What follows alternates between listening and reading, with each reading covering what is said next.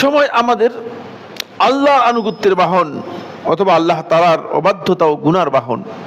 এটা হয়তো আপনাকে আল্লাহর আনুগত্যের দিকে আপনাকে পরিচালিত করবে, এটা অন্যথায় আপনাকে আল্লাহ তাআলার অবাধ্যতার দিকে নিয়ে যাবে। এই দুইয়ের যে কোনো একটিতে আপনাকে ডাকবেই। যদি আল্লাহর আনুগত্যের দিকে যেতে পারেন তাহলে এই বাহনটুকু আপনাকে ভালো কাজের দিকে নিয়ে গেল। সুতরাং সময় হচ্ছে আমাদের জীবনের জন্য খুবই গুরুত্বপূর্ণ একটি বাহন।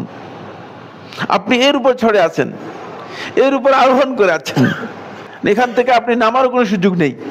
এটা এমন একটি বাহন যে বাহনের উপর আপনি আরোহণ করে আছেন, এই বাহন আপনাকে নিয়ে যাচ্ছে। এখন আপনি যদি আল্লাহর আনুগত্যের দিকে যেতে চান এবং নিতে চান তাহলে নিতে পারবেন। এই বাহন আপনাকে আল্লাহর আনুগত্যের দিকে নিয়ে যাবে। আর যদি আল্লাহর আনুগত্যের দিকে আপনি সেটাকে নিতে না পারেন, আল্লাহর অবাধ্যতার দিকে আপনাকে নিয়ে যাবে। আল্লাহর অবাধ্যতার দিকে যদি আপনি চলে যান তাহলে আপনি ক্ষতিগ্রস্ত হবেন।